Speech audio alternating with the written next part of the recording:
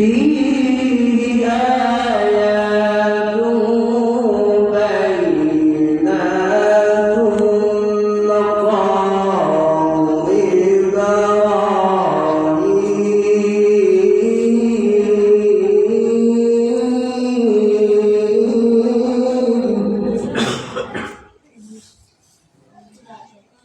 إبراهيم ومن دخله كان آمنا ولله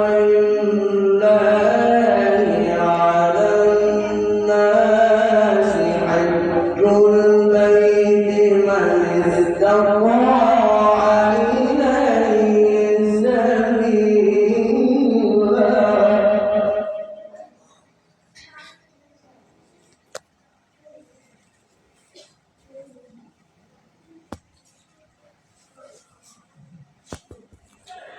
وما دخله كان آمنا ولله على الناس حج البيت من استطاع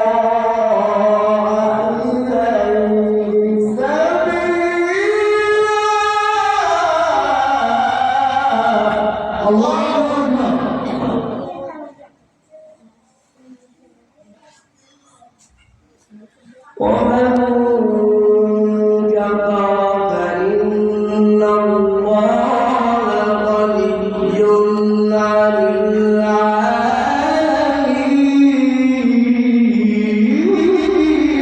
العالمين. الله أكبر.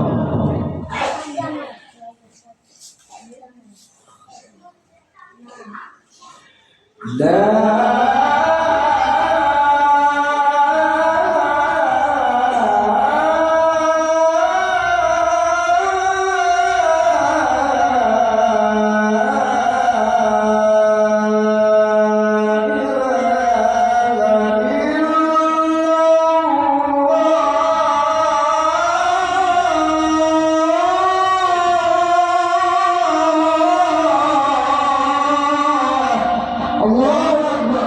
ما شاء الله. الله أكبر.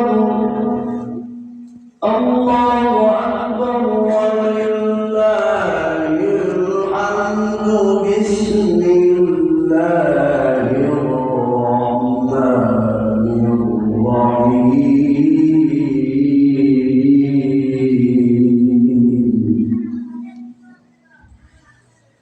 سبح اسم ربك الأعلى الذي خلق فسوى والذي قدر فهدى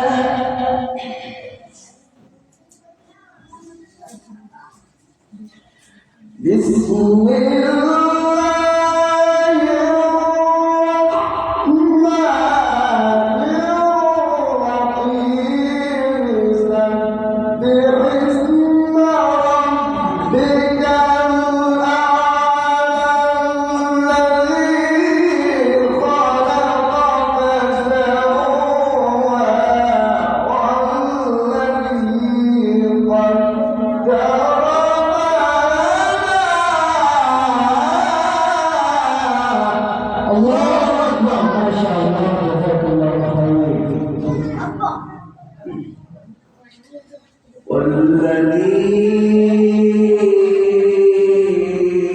والذي أخرج المرعى فجعله غثاء أحوى سنقرئك فلا تنسى إلا ما شاء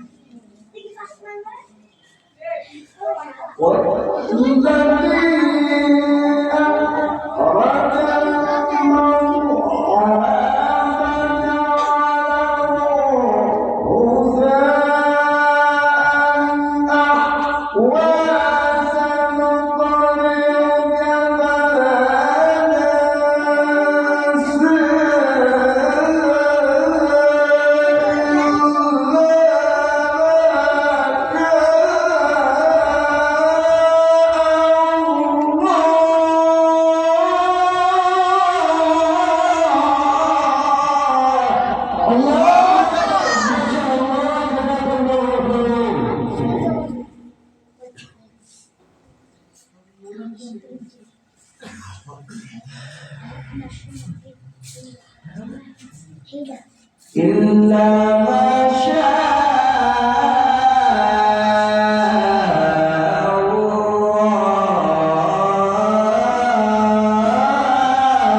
الله إنه يعلم الجهر وما يخفى والذي أخرج المرعى فجعله غثاء أحوى سنقرئك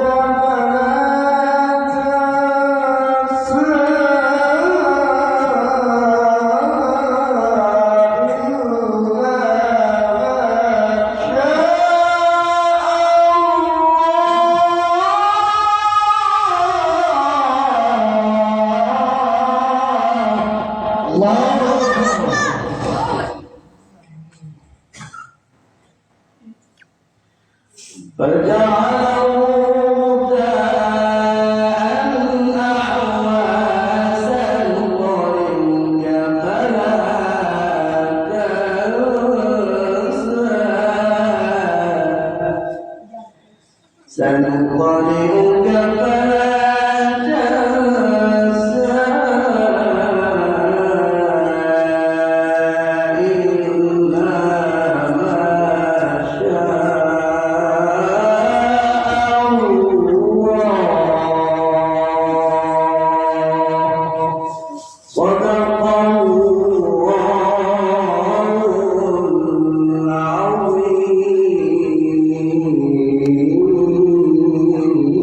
العظيم. الحمد لله الحمد لله رب العالمين والعاقبة للمتقين والصلاة والسلام على سيد الأنبياء والمرسلين وعلى آله وأصحابه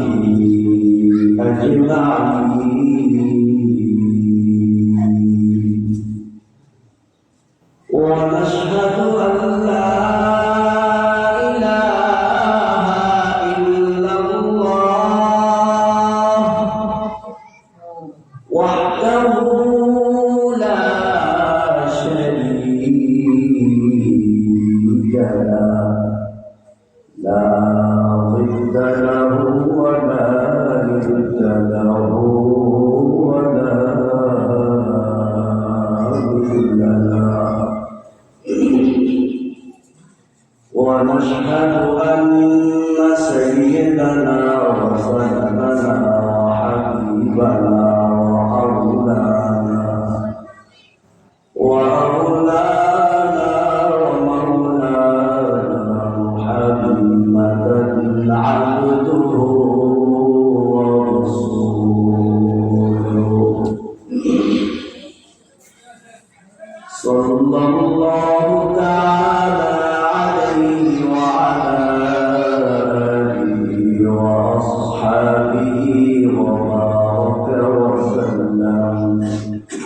وبارك وسلم تسليما كثيرا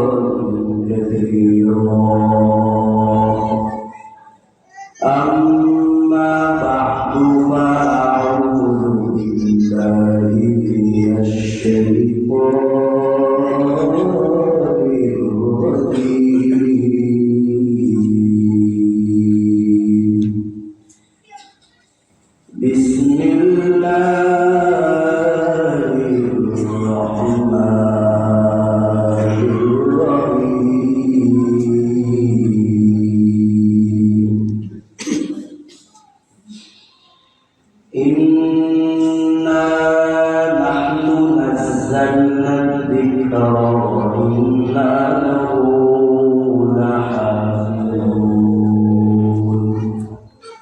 صدق الله مولانا العظيم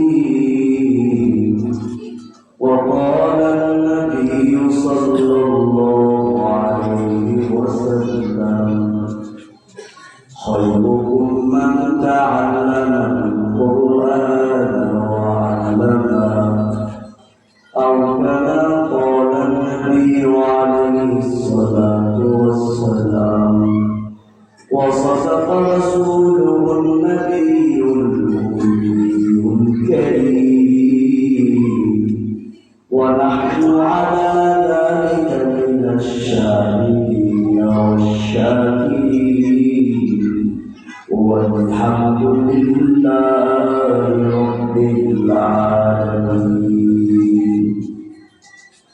সবাই জবান তুলে তুলে ইব্রাহিম اللهم صل على محمد وعلى آل محمد كما صليت على إبراهيم وعلى آل إبراهيم إنك حميد مجيد والمسلمان لله লাভনাস জুরাস করেন লাভনাস লাখ টাকা সমান অতএব পুরুষের জানি কি করে বলি গোয়ালের মুসলমান শুনে নাও মুহাম্মদ সাল্লাল্লাহু আলাইহি ওয়াসাল্লাম বলেন আমার গুণগান আমার গুনাহগার যদি আমার উপরে একবার পাপ করে আল্লাহ নবী সরওয়ার কায়নাত মুহাম্মদ আরবি সাল্লাল্লাহু আলাইহি ওয়াসাল্লাম বলেন আমার গুনাহগার উম্মত যদি আমার উপরে একবার পাপ করে আল্লাহ রাব্বুল আলামিন ওই বান্দা এবং বান্দির আমলনামার 10টি সগীরা গুনাহকে আল্লাহ রাব্বুল আলামিন মাফ করে দিবেন সুবহানাল্লাহ শুধু কি তাই মুসলমান বান্দা আল্লাহর গোলাম তারা শুনিয়া নাও আল্লাহ রাব্বুল আলামিন এমন একজন ফেরেশতাকে শুধু দিয়ে দিতে করে রেখেছেন দুনিয়ার যে কোনো প্রান্ত থেকে আমার নবীর উপর দুরূদ সালাম পাঠানো হোক না কেন দুরূদ সালাম দুনিয়ার যে কোনো প্রান্ত থেকে দুরূদ সালাম পাঠানো হোক না কেন দুরূদ সালাম করতে দেরি আল্লাহর নিয়তে তো ফেরেশতা ওই দুরূদ সালাম আমার নবীর পাকের লোকাল পাকে পৌঁছাতে দেরি করেন না সুবহানাল্লাহ বলেন এবার করে মুহাম্মদের সাথে শরীফ বলেন আল্লাহুম্মা সাল্লি আলা মুহাম্মাদ ওয়া আলা আলি মুহাম্মাদ কামা সাল্লাইতা আলা ইব্রাহিম ওয়া আলা আলি ইব্রাহিম ইন্নাকা হামিদুম মাজিদ اللهم بارك على محمد وعلى آل محمد كما باركت على إبراهيم وعلى آل إبراهيم إنك حميد مجيد سورة الأنبياء أقل شعاع ويطيران سورة الأنبياء أقل شعاع ويطيران دنيا ہے عجب چیز کو بھی شکر کو بھی شرم دنیا ہے عجب چیز کو بھی شکر کو بھی شرم دنیا میں ہو دنیا کا طلب والدی ہو دنیا میں ہو دنیا کا طلب बाजार से गुजर के खरीदार नहीं हो, बाजार से गुजर के खरीदार नहीं हो। अल्लाह शुक्र सुजूद या अल्लाह पाक रब्बुल आलामीन আজকে আয়াতের মধ্যে এই মুবারকপূর্ণ সুন্দর মাহফিলে আল্লাহর মসজিদে এই বেহেশতের কথার মধ্যে বসা কিছু কথা বলার তৌফিক আল্লাহ রাব্বুল আলামিন আমাদের দান করেছেন। সেজন্য হৃদয়ের সবচেয়ে অনুভূতি উজাড় করে, হৃদয়ের সবচেয়ে ভাবের অনুভূতি উজাড় করে, এই থেকে ইমানের দিকে জ্ঞান করে সেই পর্যন্ত দিয়ে সকলে মিলে আকাশ পাতাল প্রকম্পিত করে সকলে মিলে জমা করে বাদ করি আলহামদুলিল্লাহ। প্রিয় বড় ভাইরা, প্রশ্ন করি শুকরিয়া করলাম আল্লাহ নামের বলা কথা বলে শুকরিয়া করলাম আল্লাহ সবসময় করলে আল্লাহ প্রশংসা করলে আল্লাহ খুশি হয়, এবং খুশি আল্লাহ আল্লাহ পরিমাণ খুশি হয় সেটা আমার মতো আপন করি দেখানো সম্ভব না। আল্লাহ অনেক পরিমাণ খুশি হয়। প্রিয় ভাই আল্লাহ তাআলা আমাকে সুস্থ রাখবেন, ভালো রাখবেন, এই মজলিসে আসার তৌফিক দিন। আয়ো ভাই বন্ধুগণ, আমাদের মধ্যে এমন মানুষ হসপিটালে বিছানা আছে কিনা? আল্লাহ তাআলা আমাকে সুস্থ রাখবেন, ভালো রাখবেন, এজন্য আরেকটা বার করি আলহামদুলিল্লাহ।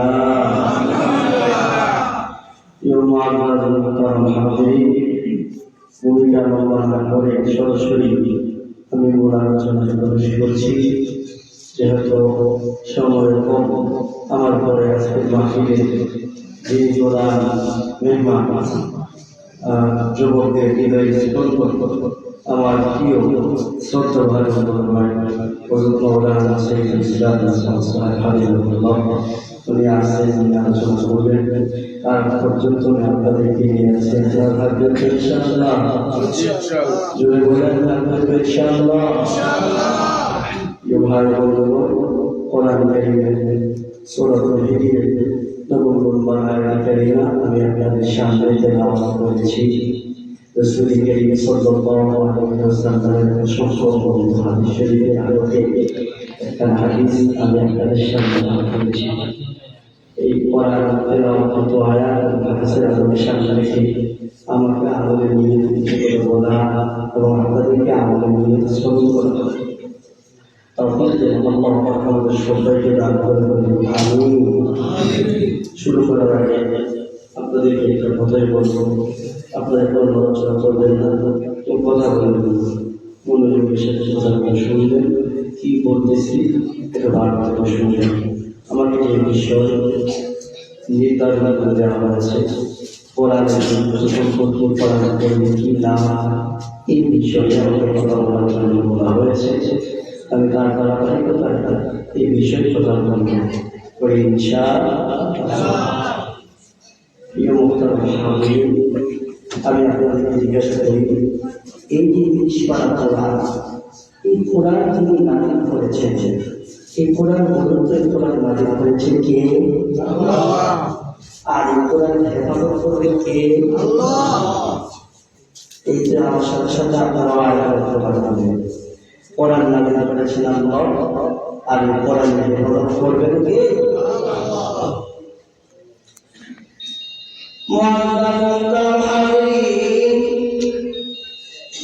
আল্লাহ রাব্বুল আলামিন কোরআনের নাযিল করেছেন, আর এই কোরআনের হেফাজতের দায়িত্ব আল্লাহ পাক নিয়েছেন। এবার আল্লাহ পাক রব্বুল আলামিন এই কোরআনের হেফাজত কেমনে করবেন? আজ 1450 বছর আগে নাযিল হলো, 1450 বছর শেষ হয়ে গেল, কিন্তু আজ পর্যন্ত কোরআন আছে, কিন্তু কিয়ামত পর্যন্ত কোরআন থাকবে। কিন্তু কোরআন আল্লাহ তাআলা নবীর উপর নাযিল করলেন, নবী চলে গেলেন, নবীর সাহাবা চলে গেলেন, তাবেঈনরা চলে গেলেন,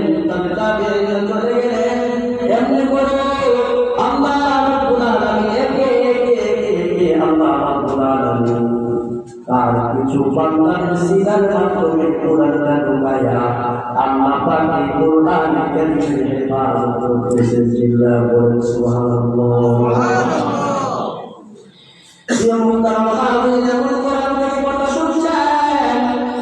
যে কোরআন কারী কোরআন, যে কোরআন পড়লেও সওয়াব, যে কোরআন পড়লেও সওয়াব, যে কোরআন, যে কোরআনের দিকে তাকাই থাকলেও সওয়াব, যে কোরআন আমি শুনতেছি ওই কোরআন যদি বুঝে পড়ে কতটা না বুঝে পড়ে আমল নামায় কত মেনে যিনি লিখে দেন, যিনি লিখে দেন চিল্লা বলেন তিনি আল্লাহ পাক রব্বুল আলামিন বলেন, আল্লাহ হাবিব বলেন, এ উম্মতের দাম কোরআন বুঝে পড়তে পারবা তুমি, কোরআন বুঝে পড়তে পারবা। এরপর কোরআন যদি না বুঝে পড়ো, কোরআনের অর্থ তুমি জানো না, কোরআনের অর্থ তুমি বুঝো না, এরপর যদি কোরআন না বুঝে তুমি তেলাওয়াত করো, আল্লাহ পাক রব্বুল আলামিন একটা হরফের বিনিময়ে, একটা হরফের বিনিময়ে আল্লাহ পাক রব্বুল আলামিন আমার নামে 10 করে নেকি লিখে দেবেন। চিল্লাহ বলেন সুবহানাল্লাহ। এর মুসলমান বান্দারা আল্লাহর বলা, এ কোরআনের মুসলমান ভাই কথা শুনিয়া নাও, এমন কোরআন শোনার সৌভাগ্য সবার হয় না। বলেন ঠিক আল্লাহ পাক রব্বুল আলামিন আপনাকে আমাকে কোরআন শোনার সৌভাগ্য করে দিলেন। দেখেন বাড়িতে করে কত মানুষ এখনো এসেছে আরামের দিয়া ঘুমায়, কারবারে কত মানুষ এখনো সাইজ করে আকারে বসে আছে, কিন্তু কোরআনের মহিমায় বসতে পারে না। কিন্তু কোরআনের মহিমায় কিভাবে বসবে? কারণ আল্লাহ তাআলা পছন্দ করতে হবে। আল্লাহ তাআলা কবুল করতে তার দোকান পাতে আছে সাইজ করে তারা বসতে থাকতো, কিন্তু আল্লাহ তাআলা কবুল করে নাই, আল্লাহ তাআলা পছন্দ করে নাই। আপনার আমার মত কিছু বান্দাকে আল্লাহ তাআলা কবুল করছেন, পছন্দ করছেন, ভালোবাসেন বিদায় আল্লাহ পাক রব্বুল আলামিন এই কোরআনের মজলিসে বসার সৌভাগ্য আল্লাহ রব্বুল আলামিন দান করেছে। প্রিয় ভাই আমার, কথাগুলো বোঝার চেষ্টা করবেন। এই কোরআন এমন দামি কিতাব, যে কিতাব ধরলেও সব, যে কিতাবের দিকে তাকাইলেও সব, যে কিতাব স্পর্শ করলেও সব, যে কোরআন আপনি আমি শুনতেছি ওই কোরআন কেমন দামি কোরআন। দেখবেন কোরআন যেই টেবিলটার মধ্যে রেখে পড়া হবে, যে রেহানের মধ্যে রেখে পড়া হয়, কোরআনের কারণে ওই রেহানটাও দামি হয়ে যায়, কোরআনের কারণে ওই টেবিলটাও দামি হয়ে যায়, কোরআনের কারণে কোরআনের সাথে যে একটা কাপড় লাগানো থাকে, কাপড়ের গিলাপ লাগানো থাকে, ওই গিলাপটাও লাগানো, ওই গিলাপটাও দামি হয়ে যায়। বলে কেন দামি হয়ে যায়? তার কারণ কি? তার কারণ হলো কোরআন দামি, কোরআনের সাথে যে জিনিসটা লাগবে সেটাও দামি। চিল্লাহ বলেন ঠিক কিনা? ইয়ে ভাই সব, আপনার গায়েও কাপড় আছে, আমার গায়েও কাপড় আছে, আমার গায়ের কাপড় আপনার গায়ের কাপড়, যে কাপড়ই পরেন না কেন কিছু পরের জন্য মেনে নেন আপনার গায়ের কাপড়ের গরুর দাম 400 টাকা অথবা 500 টাকার গরুর কাপড়, আর কোরআনের সাথে যে কাপড়টা লাগানো ওই কাপড়ের দাম 50 টাকা 20 টাকা গরুর কাপড়, কিন্তু ওই 50 টাকা 60 টাকা গরুর কাপড়টার দাম বেড়ে গেল, আপনার আমার গায়ের কাপড়টার দাম বাড়লো না। আপনার আমার গায়ের কাপড়টা যদি মনে করেন কাপড়টা আমি খুললাম, খোলার পরে আমি রেখে দিলাম অথবা কোথাও রেখে দিলাম, কাপড়টা নিচে পড়ে গেল, কেউ এই কাপড়টার মধ্যে একটা বার চুল খাবে না। কিন্তু কোরআনের সাথে যে কাপড়টা লাগানো থাকে, যে গিলাপটা লাগানো থাকে, ওই গিলাপটা যদি মাটিতে পড়ে যায় অথবা অন্য কোথাও পড়ে যায়, এই ইলামটা চেয়ে দেখে সে বারবার মুখে নিয়ে চুমু খায়, একবার মুখে লাগায়, একবার মুখে লাগায়, একবার মুখে লাগায়, একবার মুখে লাগায়। জিজ্ঞাসা করলে বলে ভাই কেন কাপড়টার মধ্যে বারবার বারবার চুমু খাও, কেন কারণ কি? বলে এই কাপড়টা এই জন্য চুমু খায়, কাপড়টা কোরআনের স্পর্শ, কোরআনের ছোঁয়া কাপড়ের মধ্যে লেগেছে, কোরআনের ছোঁয়া যে কাপড়ের মধ্যে লেগেছে ওই কাপড়টা হলো দামি কাপড়, ওই কিতাবটা হলো দামি কিতাব। এই জন্য এই কিতাবটার মধ্যে বারবার বারবার চুমু খায়। আর আপনারা আমার কাপড়টা 500 টাকার বড় কাপড় মাটিতে পড়ার পর একবার চুমু খায় না কেন? এই কাপড় আমার গায়ের কাপড়, আপনার গায়ের কাপড়, আর কোরআনের সাথে যে কাপড়টা লাগানো থাকে ওই কাপড়ের মধ্যে পার্থক্য আছে না? কেমন পার্থক্য? সেটা কোরআনের সাথে লাগানোর কারণে সেটা কি শ্রেষ্ঠ হয়ে গেছে, দামি হয়ে গেছে। সুবহানাল্লাহ বলে সুবহানাল্লাহ। ইয়া আমার ভাইরা ভালো করে বুঝবেন, দেখবেন কোরআন যে রেহানের মধ্যে রেখে পড়া হয় ওই রেহানের মধ্যে কেউ সহজে পা লাগায় না, পা লাগলে বারবার বারবার পাগল না লাগে, সতর্ক হয়ে চলাফেরা করে। কেন লাগে না? কেন লাগায় না? তার কারণ হলো এই রেহানের মধ্যে কোরআন রেখে পড়া হলো, কোরআন যেহেতু দামি, কোরআন রেহানের মধ্যে রাখা হলো। এই রেহানের দাম বানায় দিবেন যিনি, আল্লাহ পাক কোরআনের কারণে রেহানকে দামি বানায় দিলেন। অর্থাৎ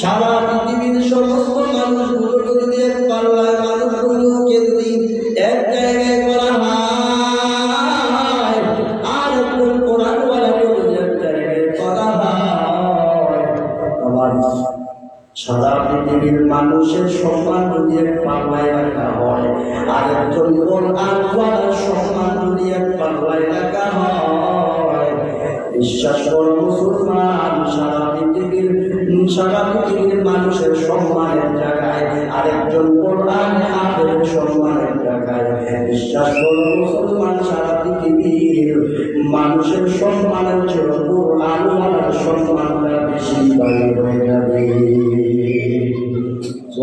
না এই কোরআনওয়ালাকে সম্মান দিয়েছেন আল্লাহ। একটা ছেলেকে যদি আপনি হাফেজের কোরআন বানান, গোয়ালের মাদ্রাসা আছে যে ছাত্রগুলো বাগিয়ে পারে, এরা গোয়ালের মুসলমান, তারা কেউ শুনিয়ে দাও। যে মায়ের সন্তানরা আজকে এই মাদ্রাসায় হেফজ শেষ করে পার্টি পাবে, আজকে এই মায়ের জীবন বন্ধ, যে বাবার ছেলে আজকে এই গোয়ালের মাদ্রাসার মধ্যে পার্টি পাবে, ওই বাবার জীবন বন্ধ। আমি বলবো ওই মায়ের পেট জন্ম, কারণ ওই মায়ের পেট থেকে একজন হাফেজ কোরআনের জন্ম, ওই মায়ের পেট থেকে যে সন্তানটা হয়েছে ওই সন্তানটা ইচ্ছা করে স্কুল পড়তে পারত, কলেজে পড়তে পারত, কথা বলেন, কিন্তু কলেজেও পড়লো না, স্কুলেও পড়লো না, ইউনিভার্সিটিতেও পড়লো না। মা বাবা গোয়ালি মাদ্রাসায় আল্লাহ ভর্তি পড়া দিল। ভর্তি হওয়ার পরে কি হইল? মা বাবার তোমার বলতে উস্তাদের পরিশ্রমের মাধ্যমে আজকে ছেলেটা কোরআন হাফেজ হয়ে গেল। শুধু কি তাই, আজকে এই যে একটা ছেলে কোরআন হাফেজ হইল, এই ছেলের কোরআন হাফেজ হইল, বাকি হইলে এই ছেলের মায়ের জীবন সফল, এই ছেলের বাবার জীবন সফল। বিশ্বাস করো মুসলমান, এই ছেলে যদি কোরআন করতে পারে, কোরআন অনুযায়ী যদি জীবন গঠন করতে পারে, কোরআন অনুযায়ী যদি নিজে চলতে পারে, পরিবার সদস্যদের চালাইতে পারে, কোরআন অনুযায়ী যদি আমাদের এই কোরআন ওয়ালাকে আমার আল্লাহ হাসরের দিন এমন একটা পারমিশন দিবে, এমন 10 জন মানুষ যে 10 জন মানুষের জন্য আমার আল্লাহ জাহান্নাম ওয়ালা দিয়েছিল, এমন 10 জন জাহান্নামীকে জান্নাতে দেওয়ার পারমিশন আমার আল্লাহ কোরআন ওয়ালাকে দান করবে। আল্লাহ শুরু করেন এই কোরআন মানার দাম তো আমি আপনি বুঝি না, বুঝবো কেমনে? কারণ কোরআন আপনি পড়তে জানি না। এবার একটু গভীর খেয়াল করেন, একটু বুঝবার জন্য বলি, অহংকারের জন্য না বাবা, একটু বুঝাইবার জন্য বলি।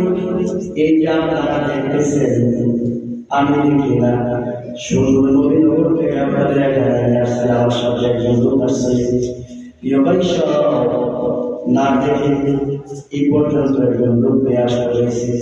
যদি দেখতাম তাহলে একা একা আসার দরকার কথা বলেন ঠিক কিনা? কিন্তু ভাই যেটা আপনাদেরকে আমি বোঝাতে চাই সেটি হলো এই,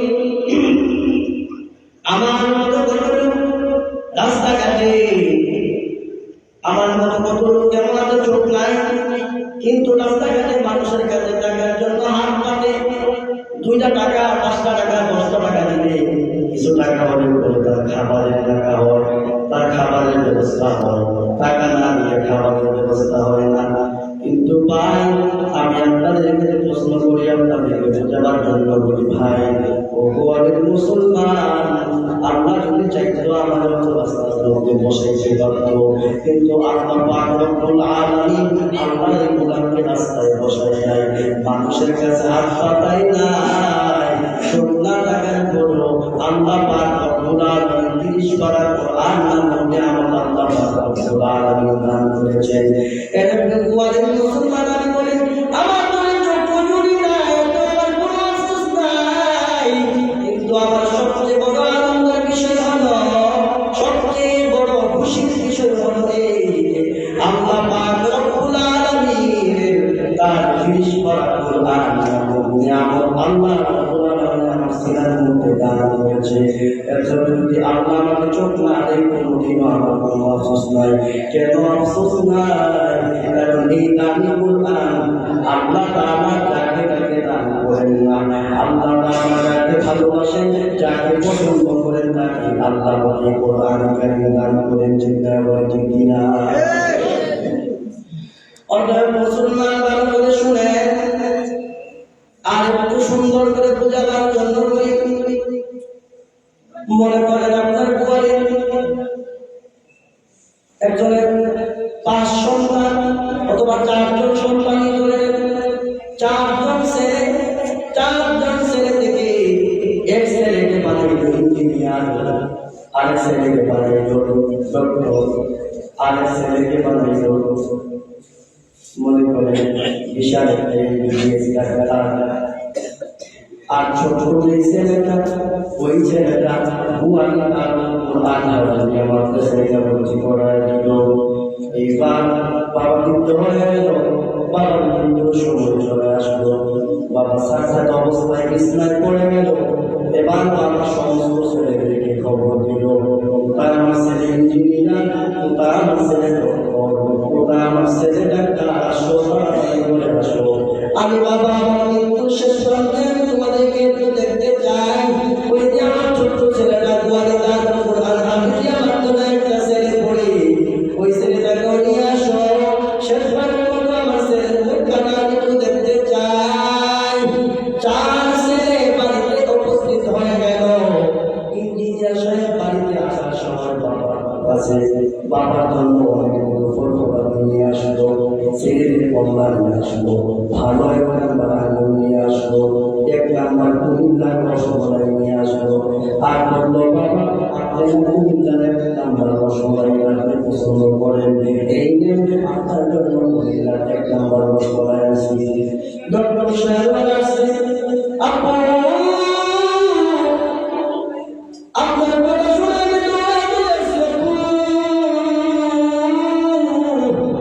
আপনাদের কি অবস্থা, কি খাইতে মনে চায়? বাবা ডাকতে আমাদের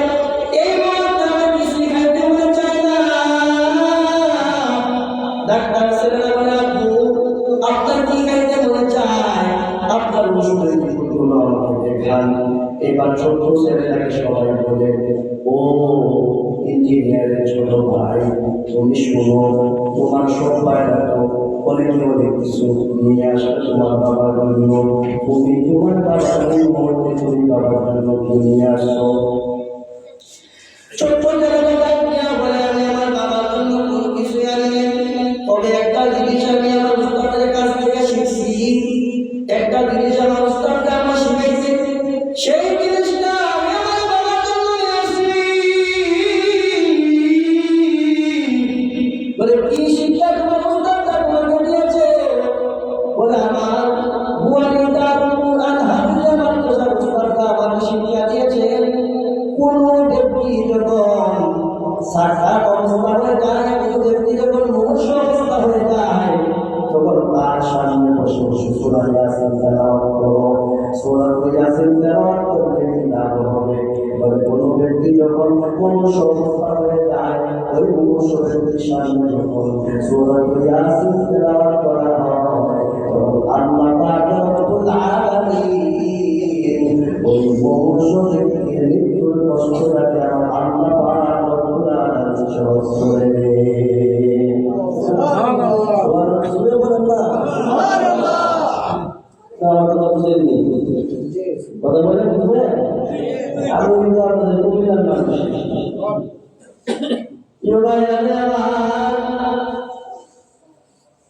এবার বুঝে মৃত্যুর সময় মৃত্যুর সময় ইঞ্জিনিয়ার সেলও কাজে আসলো না, ডক্টর সেলও কাজে আসলো না, ডাক্তার সেলও কাজে আসলো না, তিনও ছেলে বৈশা বৈশা বাবার পাশে বৈশা বৈশা কাঁদবে। ছোট্ট ছেলেটা বলে, ভাইয়া একটু আমার সুযোগ করে দাও, আমি আমার বাবার পাশে একটু বসি, আমি আমার বাবার পাশে বসে বসে আমি আমার বাবা কালিদার সুন্দর তেলাওয়াত করে শোনাই। ছোট্ট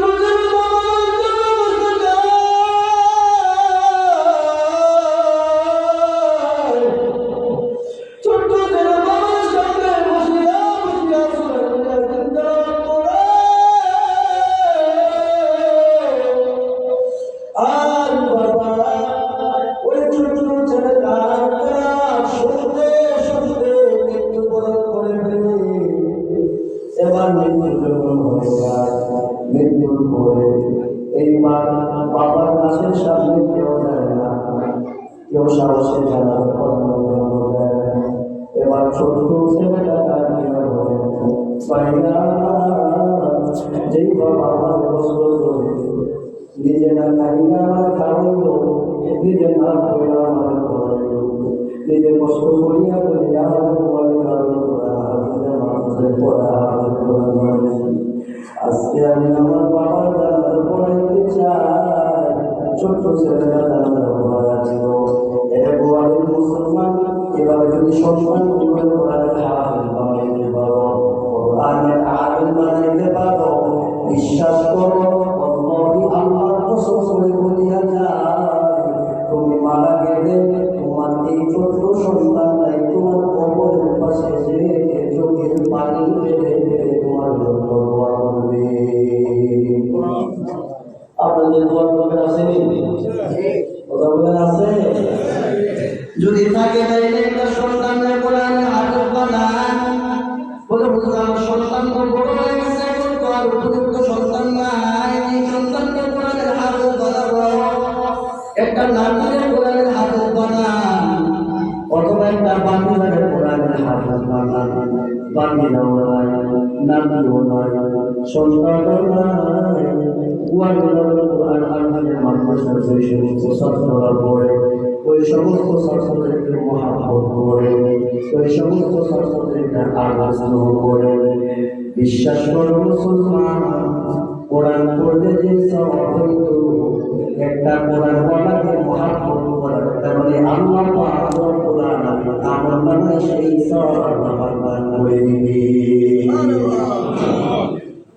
কোরআনওয়ালাকে মহাব্বত করতে রাজি আছেন ইনশাআল্লাহ? ইনশাআল্লাহ। ইয়ো যে কোরআন স্বয়ং আল্লাহ পাক রব্বুল আলামিন জান্নাতের মধ্যে স্বয়ং আল্লাহ নিজের কণ্ঠ দ্বারা আল্লাহ পাক আল্লাহর বন্দে কোরআন তেলাওয়াত শুনতেছেন আপনারা? কোরআন শুনতেছেন আপনারা? আল্লাহ পাক রব্বুল আলামিন জান্নাতের মধ্যে কোরআন তেলাওয়াত করে শোনাবেন। আল্লাহ পাক রব্বুল আলামিন জান্নাতের মধ্যে বিশাল একটা কনফারেন্স করবে, বিশাল একটা অনুষ্ঠান করবে। সেই কনফারেন্সের মধ্যে আল্লাহ পাক রব্বুল আলামিন নিজেই থাকবেন এবং বিশেষ অতিথি হিসাবে থাকবেন হযরত প্রধান আকর্ষণ হিসাবে থাকবেন আমার আল্লাহর নবী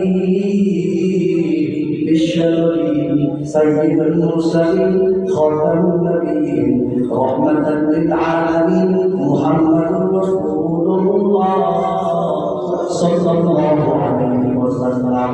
আল্লাহ পাক রব্বুল আলামিন হযরত দাউদ আলাইহিস সালাতু ওয়াস সালাম তাকে বলতেন দাউদ আলাইহিস সালাম, এরা দাউদ দুনিয়াতে যে কোরআনের তুমি তেলাওয়াত করতা, আসলে কোরআনের দুনিয়ার কোরআনের তেলাওয়াত করো। আল্লাহ পাক যখন দাউদ আলাইহিস সালাতু ওয়াস সালামকে তেলাওয়াত করার জন্য আদেশ করবেন, দাউদ আলাইহিস সালাতু ওয়াস সালাম তেলাওয়াত শুরু করে দিবেন। এবার দাউদ আলাইহিস সালাতু ওয়াস সালাম তেলাওয়াত শেষ করলে পরে আল্লাহ পাক রব্বুল আলামিন জান্নাতীদেরকে ডাকতে জিজ্ঞাসা করবেন, এরা জান্নাতীরা এই যে তেলাওয়াত শুনলাম তোমার কাছে কেমন লাগলো? আল্লাহ পাকের জান্নাতী বান্দারা বলবে রব্বুল আলামিন এত সুন্দর কণ্ঠের তেলাওয়াত আমাদের দুনিয়ার জিন্দেগি 60 বছর 70 বছর 80 বছর 100 বছর 150 বছরের জিন্দেগিতে এত সুন্দর তেলাওয়াত কোনোদিনও শুনি নাই। সুবহানাল্লাহ বলেন। আল্লাহ পাক রব্বুল আলামিন বলবেন, এরা জান্নাতীরা এত সুন্দর তেলাওয়াত শুনতে চাও। জান্নাতীরা পাগল হয়ে যাবে। জান্নাতীরা বলবেন, আল্লাহ এর জন্য সুন্দর করবেন তেলাওয়াত আছে। আল্লাহ বলবেন, হ্যাঁ তোমরা কি শুনতে চাও? জান্নাতীরা বলবেন, আল্লাহ পাক অবশ্যই আমরা শুনতে চাই। তখন আল্লাহ পাক আপনার আমার নবী সাইয়্যিদুল মুরসালিন খাতামুন নবিয়্যিন মুহাম্মদ আরবি সাল্লাল্লাহু আলাইহি ওয়াসাল্লাম কে বলবেন, হাবিব যে কোরআন আমি আপনাকে বললাম, যে কোরআন আমি আপনাকে বললাম, হাবিব আপনি যে কোরআনের দাওয়াত দিতে আপনি তাই মানতে গেছেন। হাবিব আপনি যে কোরআনের দাওয়াত দিতে গিয়ে, দিনের দাওয়াত দিতে গিয়ে, যে কোরআনের প্রচার প্রসার করতে গিয়ে আপনি ওহুদের ময়দানে দান শহীদ করেছেন, যে কোরআন পড়ার কারণে আপনাকে আপনার কৌমের লোকেরা, আপনার বংশধরের লোকেরা আপনাকে পাগল করে আখ্যায়িত করতো। হাবিব আপনি আজকে কোরআনের তেলাওয়াত করেন, তখন আল্লাহ নবী বিশ্ব নবী মুহাম্মদ আরবি সাল্লাল্লাহু আলাইহি ওয়াসাল্লাম কোরআন কারীমের সূরা ইয়াসিন তেলাওয়াত করলেন।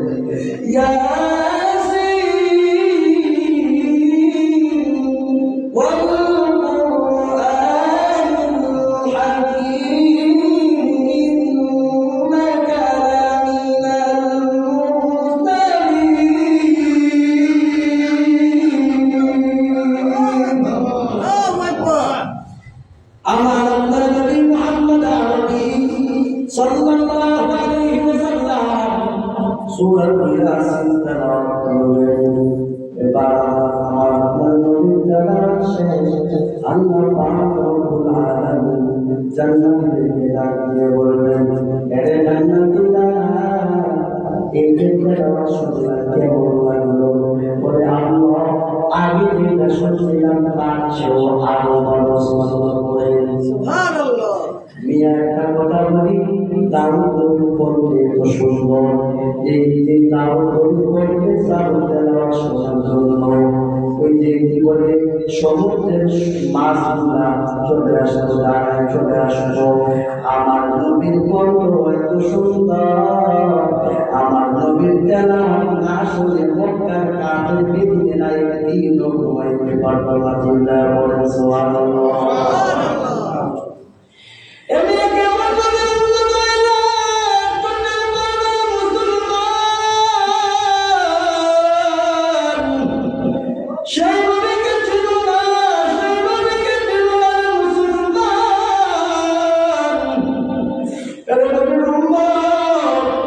আজকে ওই নদীকে গালি দেয়, কত মানুষ আমার নদীকে গালি দেয়, কত তোমার কোনো প্রতিবাদ করে আছে না নাই?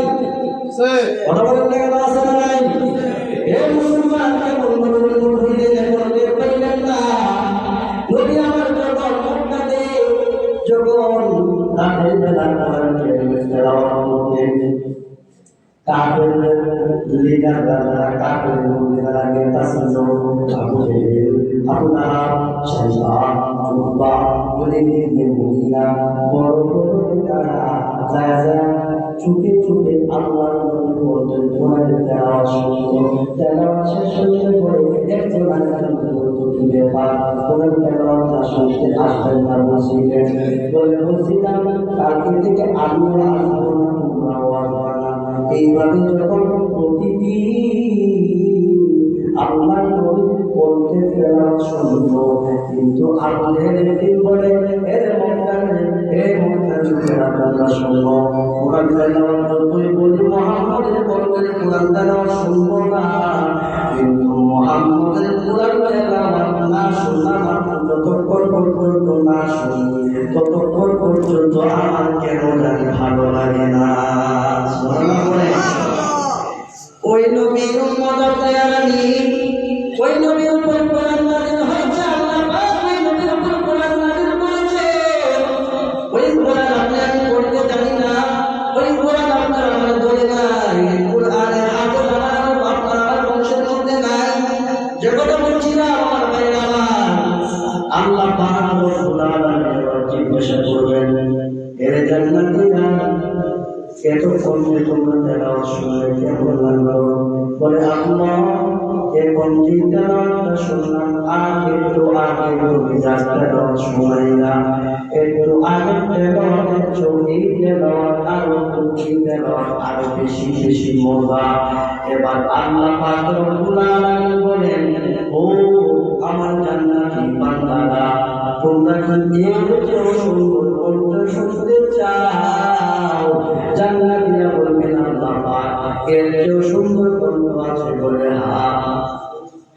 বলে জান্নাতীরা এখন কোন পর্যন্ত যা শুনলা সমস্ত হলো আমার দেওয়া।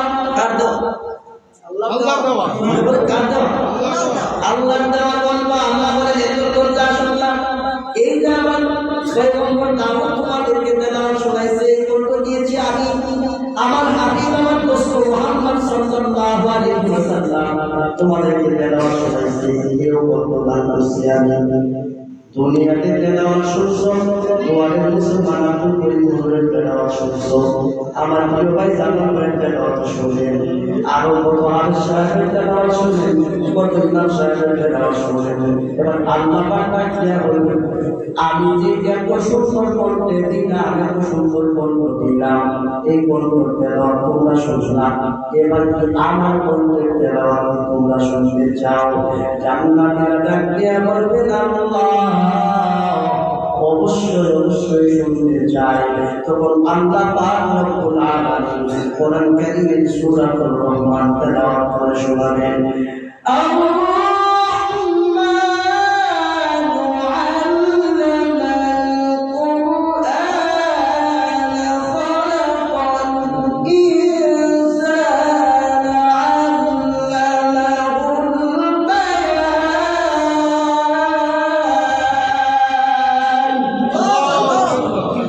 জান্নাতীরা তেলাওয়াত শুনে অপলক দৃষ্টিতে তাকিয়ে থাকবে, হাজার হাজার বছর চলে যাবে, এমন ভাবে তেলাওয়াত শুনতে থাকবে। যখন তেলাওয়াত শেষ, এবার আল্লাহ পাক দিবেন। এর জান্নাতীরা কেমন লাগলো বলে রব্বুল আলামিন আয়াল্লাহ পাক এত সুন্দর এত চমৎকার তেলাওয়াত জিন্দেগিতে কোনোদিন আমরা শুনি নাই। এই হলো কোরআন, এটার নাম হলো কোরআন। প্রিয় ভাই বন্ধুগণ, এই